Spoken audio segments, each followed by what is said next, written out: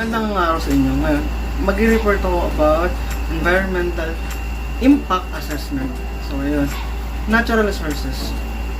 Any component of the environment which has intrinsic value of its own is called as resource.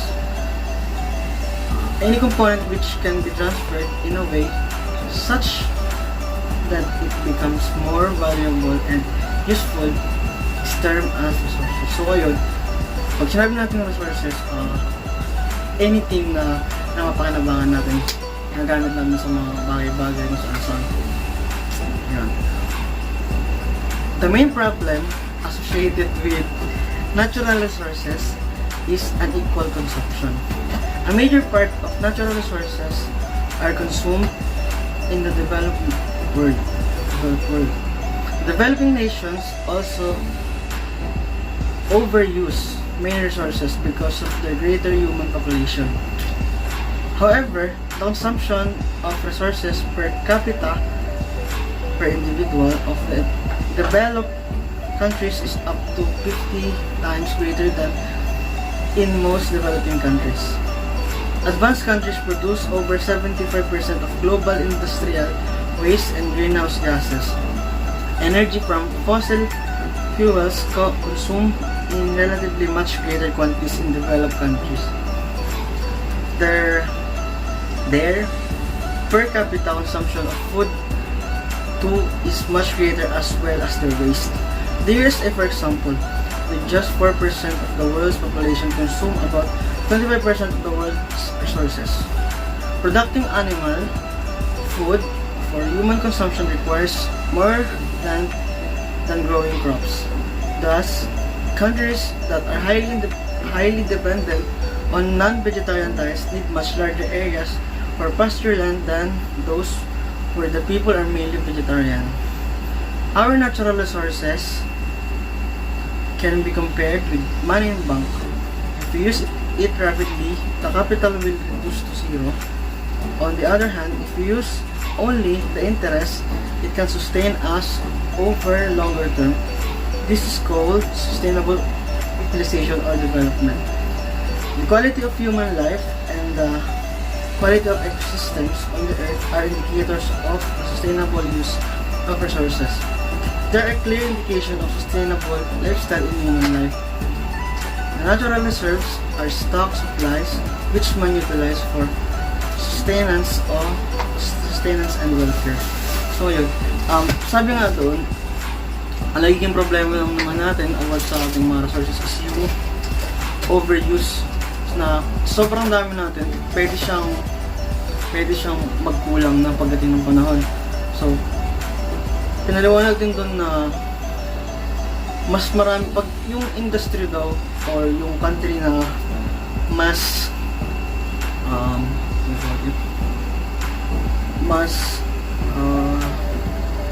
global industrial siya, mas marami siya nagagamit. Yun lang. Mother Nature has given us many wonderful gifts that not only help us to survive, but also to live one life in a prosperous way. One of these gifts is a forest resource. Beside this forest resource, help us to make our life easy and comfortable. In addition, they are present in nature in abundance, but any of them take time to regenerate. Forests cover a significant area of the earth. They are a great natural asset to any region and hold immense value. Forest has four functions. First, in the productive and ameliorative function. It also has four functions. First is watershed protection. It is the means of protecting a lake, river, or stream by managing the entire watershed that drains into it. It also prevents flash floods. Second is erosion control, which means holding the soil by preventing rain from directly washing the soil away.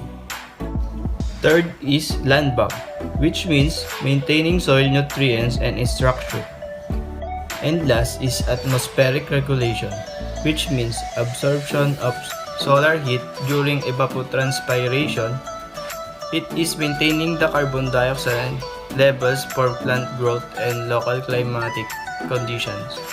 Second function is productive function. Under this is A. Fodder for cattle. B.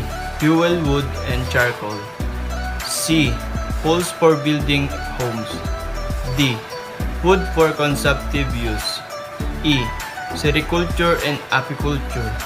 F. Medicinal plants for traditional medicine. Under productive functions, a number of raw materials required by industry, such as a paper and mining industries, are found in the forest. Forests provide for economic needs of human beings, such as fuel and food supplies. Forest acts as source of livelihood for a number of people who depend on them for fruits, honey, medicinal plants, sometimes even shelter.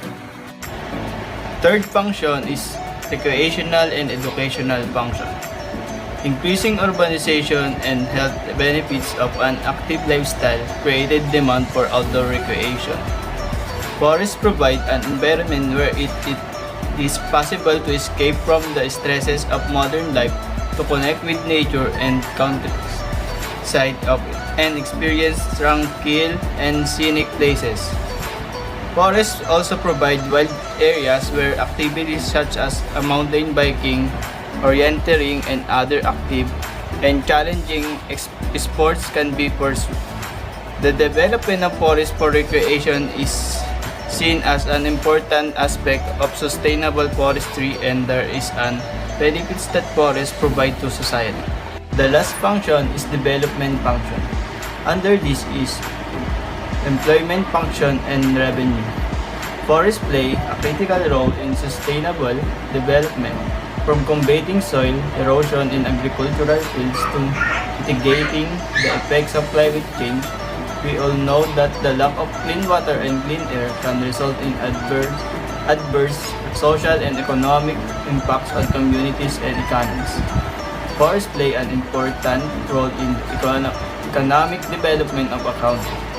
They provided several goods which serve as raw materials for many industries. Wood grown in forests served as a source of energy for rural households. Most of the world's paper is made from wood, and one rather reliable index to the degree of economic development of a country. It is per capita consumption of paper. As an economy develops economically, paper is used as packaging material.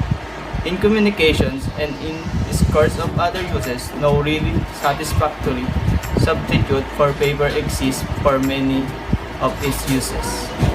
Commercial uses of forests. Forests cover a significant area of the earth. They are a great natural asset to any region and hold immense value. For instance, forests fulfill all our needs of timber, fuel, fodder, bamboos, and more. They also give us a variety of products that hold great commercial as well as industrial value. In addition, forests give us a large number of raw materials for various products like paper, rayon, gums, medicinal drugs, and more. Other than that, forests are also a major source of employment for a significant population. For example, people are involved in their protection, harvesting, regeneration, raw material processing, and more.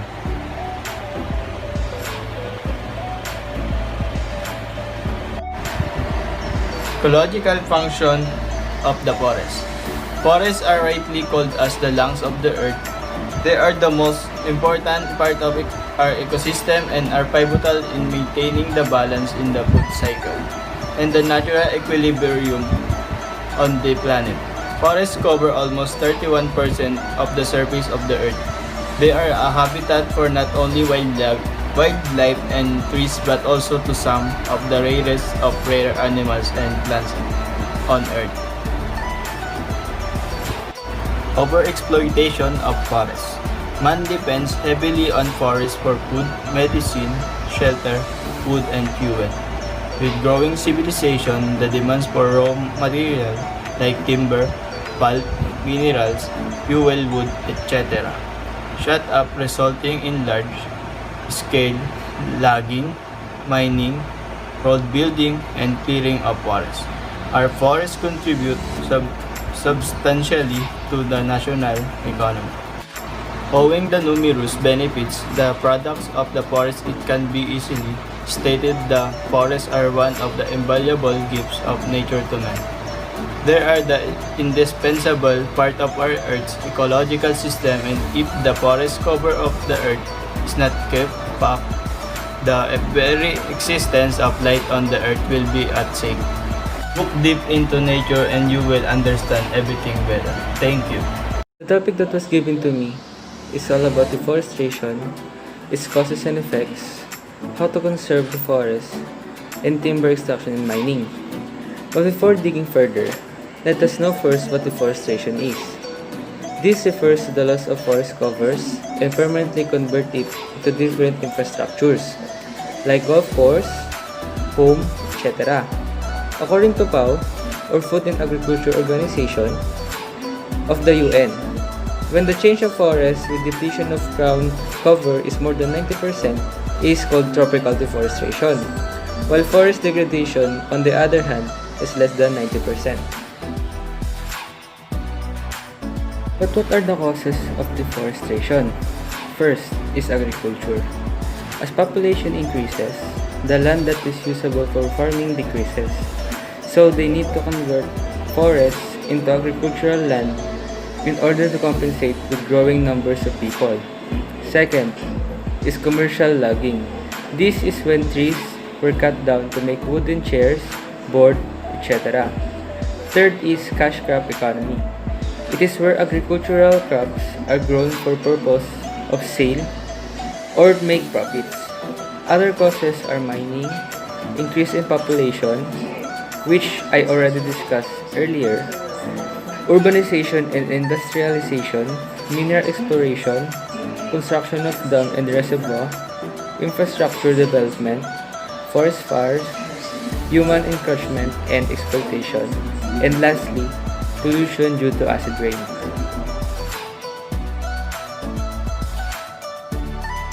What are the environmental effects or consequences of deforestation? The number one effect is food problems. The foods that was produced by trees were destroyed since it was converted into different infrastructures. Also, cutting trees removed the habitat for animals, which is also our source of food. Other effects are ecological imbalance, increasing of carbon dioxide, floods leading to soil erosion, destruction of resources, heavy situation of dams, changes in microclimate, loss of biodiversity, desiccations of previously moist forest soil, environmental pollution, and global warming. The effects of deforestation is very alarming, so different countries, including Philippines, made steps in order to conserve forests. What is conservation? Conservation is derived from two Latin words, con, which means together, and servo, which is to keep or guard measures, or basically an act of preservation or to keep together. So forest conservation, as the name suggests, is the preservation and protection of forests. There are 6 concepts in conservation according to this module: restraining cutting of trees and submerging the forest, reforestation, afforestation, control forest diseases and forest fire, recycling forest products, and lastly, replacing forest products. Conservation is absolutely essential in order to balance our ecosystem. Now let's proceed on to the next topic, which is timber extraction and mining. Which are the major activities in forest area? Timber extraction is the transport of logs from where they were felled in a forest to the roadside, generally by skidder, forwarder, or cableway. This results to thinning of forest, loss of biodiversity, particular tree breeding species, soil erosion, and loss of soil fertility. Migration of tribal people from one place to another in search of new forests, extinction of tribal people and their culture since trees were being cut down. This is mining. Mining is the process of extraction of valuable minerals or other geological materials from the earth, like iron, which is used for steel making, manganese, gold, silver, and many more. These minerals are especially found in thick forests. Mining can be carried out in two ways. First is surface mining, in which soil and rock overlying the mineral deposit are removed. The other one is underground mining, or is what you call subsurface mining, in which the overlying rock is left in place, making the effects of this way of mining less than that of surface mining. Hi guys, I'm Cedric and I'm here to discuss what is the benefits and problems of a dam. So before we discuss the benefits and problems, first let's talk about what is a dam. So dam is a barrier constructed to hold back water, forming a reservoir used to generate electricity or as a water supply. So ito yung mga example ng dam dito sa Pilipinas.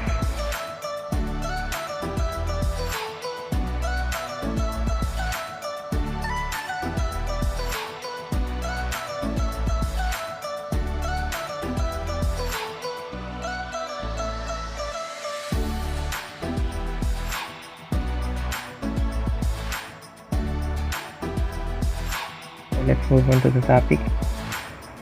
What is the benefits and problems of a dam? First, let's go to the benefits. These dams are regarded as symbol of national development. Also provides large scale of employment of tribal people. Also contribute for economic uplift and growth. Help in checking flood. Generate electricity.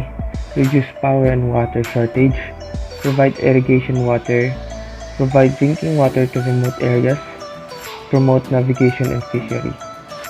And that's for the benefits of the dams. Let's move on to the problems of a dam. So here are the examples of problems of a dam. First, the construction of dam is very expensive. It consumes a very long period of time.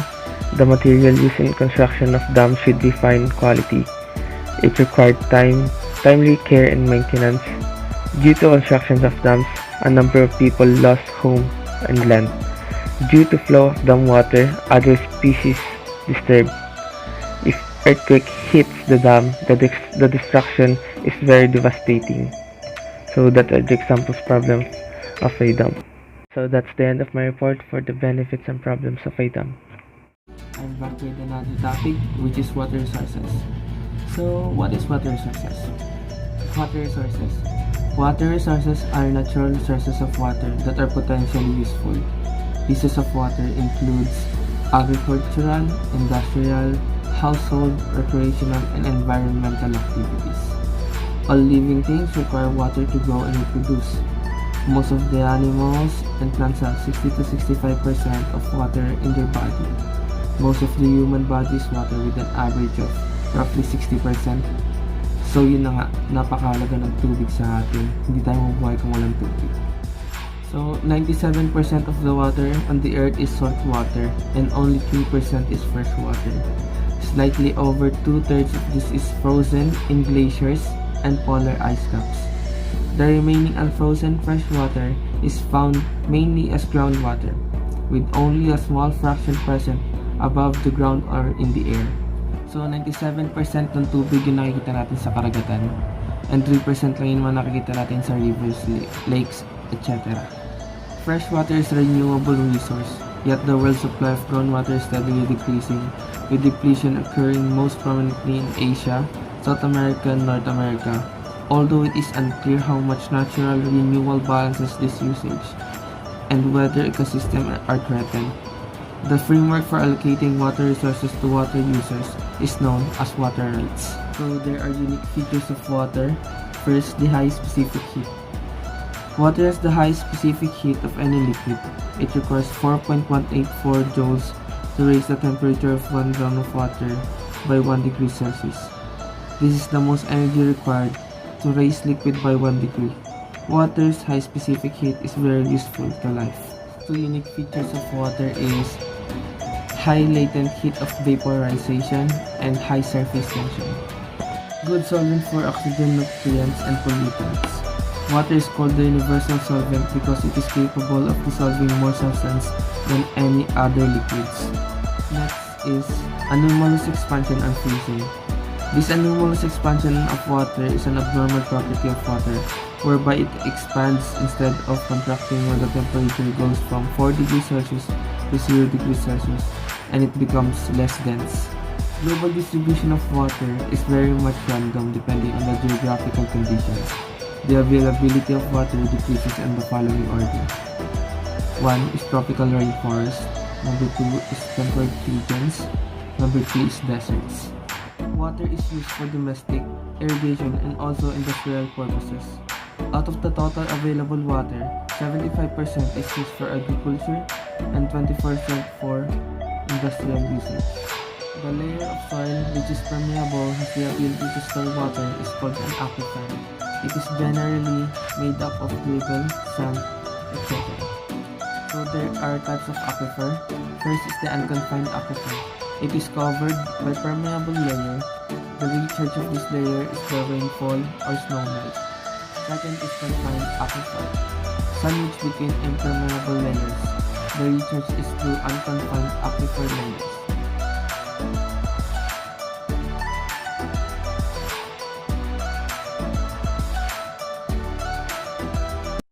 Hi, my name is Natalie. My topic is all about conflicts over water, its causes, and conflicts management. Conflicts over water. Due to increase in population and decrease in water resources, conflicts over water starts around the world. We have 6 classified as the conflicts over water. First is the control of water resources. Water conflicts occur because the demand for water resources and portable water can exceed supply, or because control over access and allocation of water may be disputed. Also, where water supplies or access to water is at the root of tensions. Next is military food resources, where water resources or water systems themselves are used by a nation or state as a weapon during a military action.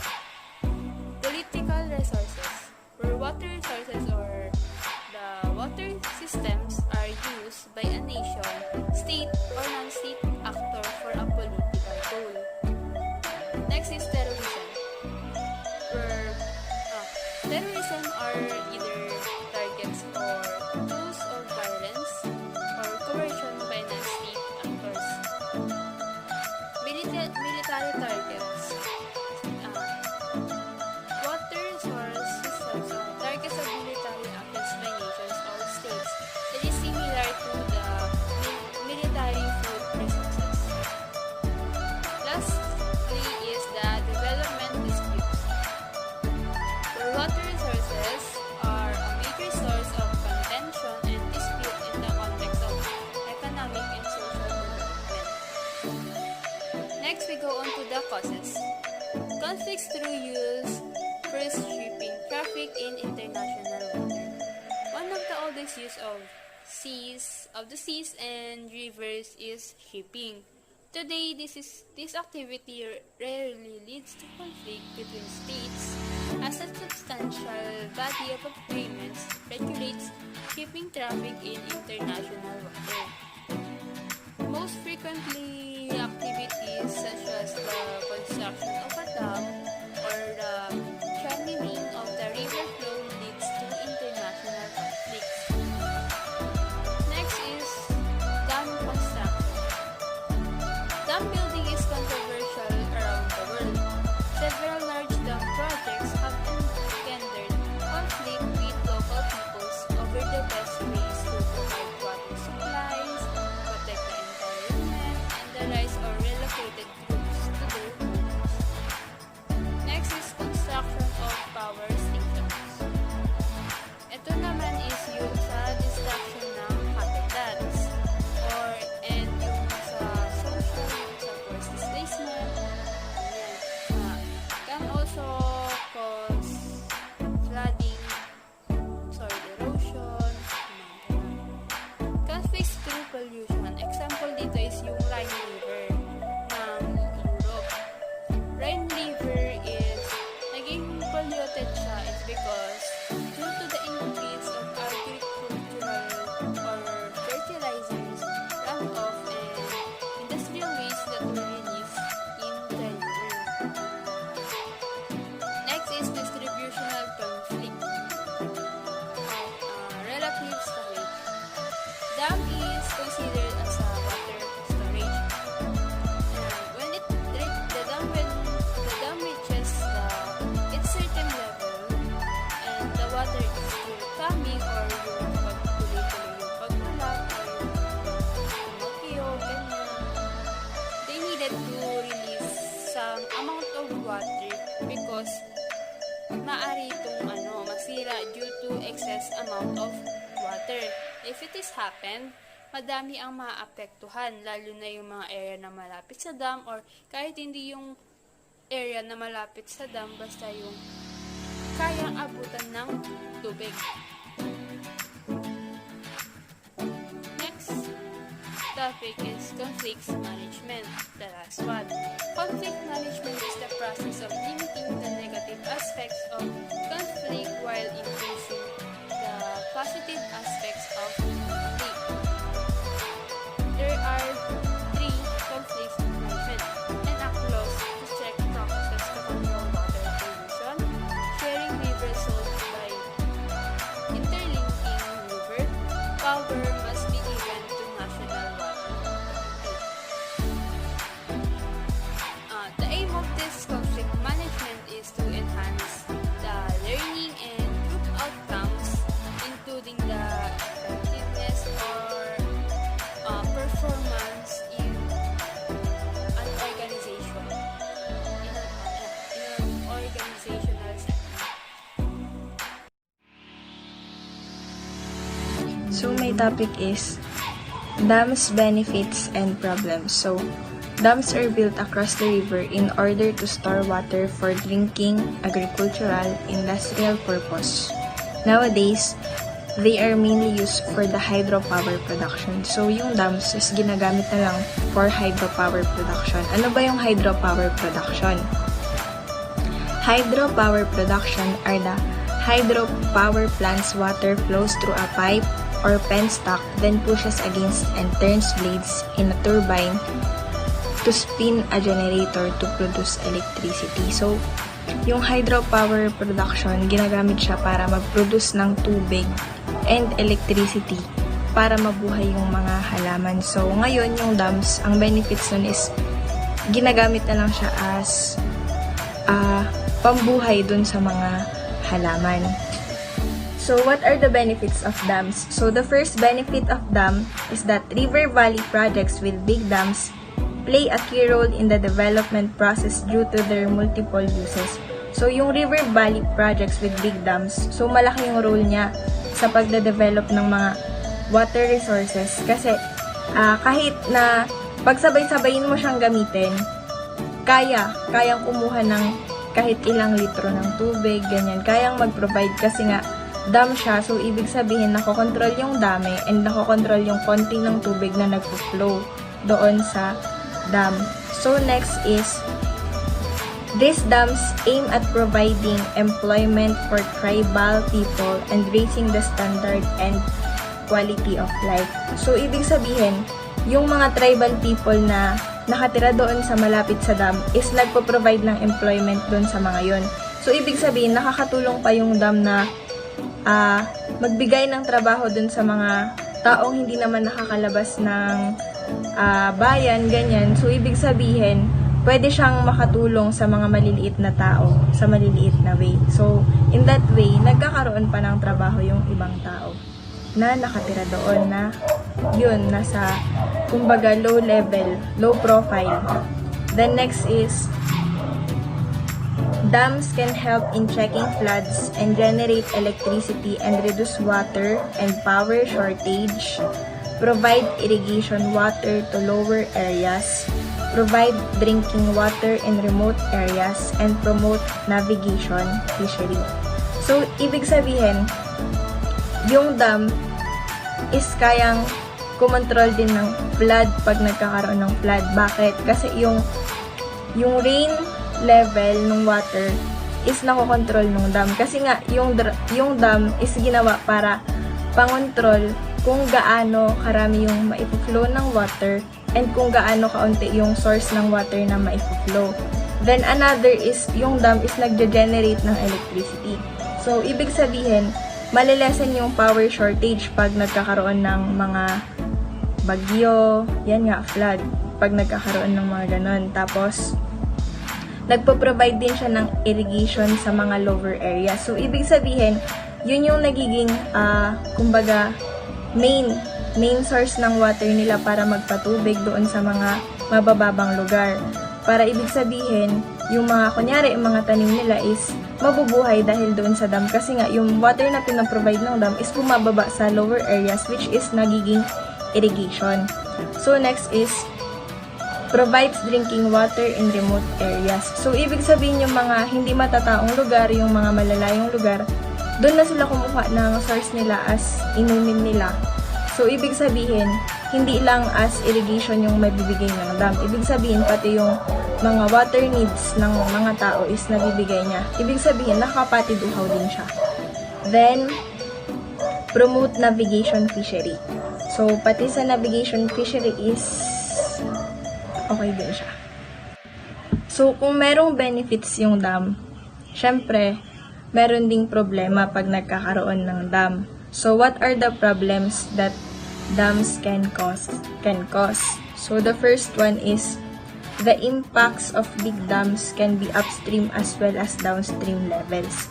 So, ibig sabihin, yung mga malalaking dam, pwede siyang magkaroon ng upstream or downstream level. So, ibig sabihin, pwedeng tumaas yung level ng tubig or pwedeng bumaba yung level ng tubig. So, doon nagkakaproblema. Doon pwedeng hindi makontrol yung water flow. Then, next is, the upstream problem includes the following. So, meron pang mga upstream problems which are displacement of tribal people. So, yung mga tinitirahan ng mga tribo na nakatira doon is nafe-phase out. So, ibig sabihin, nagkakaroon din ng baha, ganyan. So, next, loss of forests, flora, and fauna. So, yun, loss of forest kasi pag nagtatayo ng dam, pag gumagawa ng dam, is i-consider mo din yung lugar, which is dapat nasa mataas na lugar ka para pag nag-flow yung tubig is dire-diretso siya. So, ibig sabihin, pwedeng kawalan din ng forest yung pagtatayo ng dam. Flora and fauna, yan yung mga grasslands. Then, changes in fisheries. So, pati sa fisheries, magkakaroon ng adjustments. Bakit? Kasi, hindi naman pare-parehas yung water na nilalabas ng dam. Hindi naman siya salt water, hindi naman siya basta-basta natural water na magpro-provide lang ng para sa fisheries, ganyan. So, next, saltation and sedimentation of reservoirs. So, yun. Ganon. Next is loss of non-forest land. So, pati mga non-forest land is affected. Ano ba yung mga non-forest land? Yun, yung nasa mga kapatagan. So, ibig sabihin, pwede din silang ma-phase out pag uncontrollable na yung flow ng tubig sa dam. Next is stagnation and waterlogging near reservoir. So, ibig sabihin, pag, kunyari, El Nino, nagiging stagnant yung water. So, ibig sabihin, walang mapagkukunan ng resources kasi nga, nandoon na lang siya. Hindi tumataas yung level niya para makapag-provide ng water doon sa mga nangangailangan. The next is breeding vectors and the spread of vector-borne diseases. So, nagkakaroon din ng vector-borne diseases. So, as for me, hindi ko pa naman masyadong yung vector-borne diseases. Then, reservoir induces seismicity causing earthquakes. So, yung mga reserva, hindi na nila agad ma-handle yung parating na or yung mangyayaring earthquake kasi nga yung seismicity niya is nag-low down kanyan. Hindi na siya madaling makadetect. Next is microclimatic changes. So, merong mga maliliit na changes pagdating sa climate and growth of aquatic weeds. So, pati yung mga pag-growth ng mga weeds sa mga katubigan is na parang nahaharang, nape-prevent. Then, next, downstream problems include the following. So, kanina sa mga upstream, ngayon naman sa mga downstream. So, waterlogging and salinity due to over-irrigation. Next is microclimatic changes, reduce water flow and slit deposition in river. So, yun nga, nauubusan din ng tubig and yung deposition nagkakaroon ng mga tawag dito, yung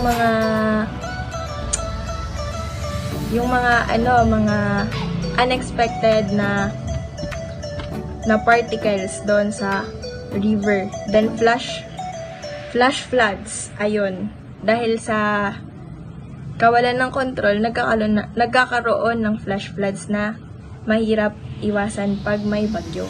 Then, saltwater intrusion at river mouth. Next is loss of land fertility. Yung loss of land fertility, ibig sabihin nun is masyadong nalulunod yung lupa. Hindi na siya makapag-fertile ng mga bagong crops. Hindi na niya mapapatubo yung mga bagong crops kasi nga nalunod na siya masyado sa tubig. The next is outbreak of vector-borne diseases like malaria. So, yon, vector-borne diseases like malaria. So, pag stagnant yung water, ibig sabihin may mga mamamahay na lamok. So, maliban sa malaria, pwede ding mas kumalat yung mga vector-borne like dengue. So, yun lang. Role of an individual in conservation of natural resources. So, nakapaloob dito yung tatlo, which is yung conservation of water, conservation of energy, and conservation of soil. So, paano nga ba tayo makapag-conserve ng water? So, ito yung mga yun. Use minimum water for all domestic purposes. Check the water leaks and pipes and repair them properly. Use the soapy water after washing clothes for washing courtyards and carpets. So, ito naman ang pwede natin gawin para makapag-conserve tayo ng energy. Switch off lights, fan, and other appliances when not in use. Use solar heater for cooking.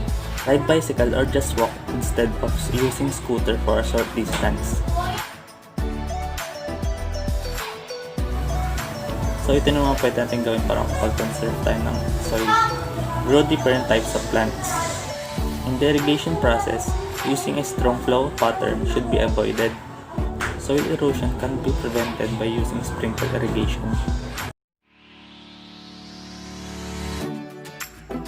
Equitable use of resources for sustainable lifestyle.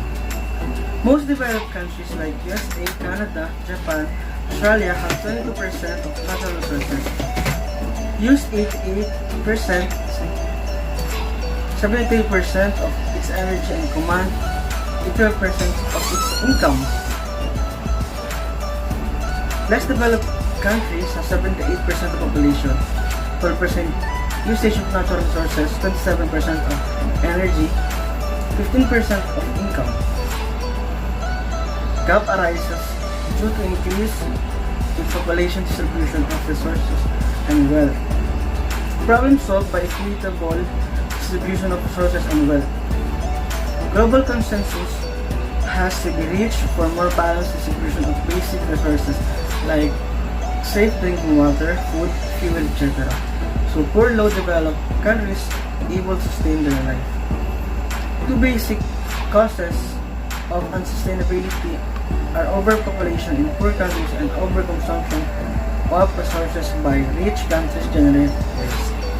Rich countries lower down their consumption level. Poor countries fulfill by providing them resources.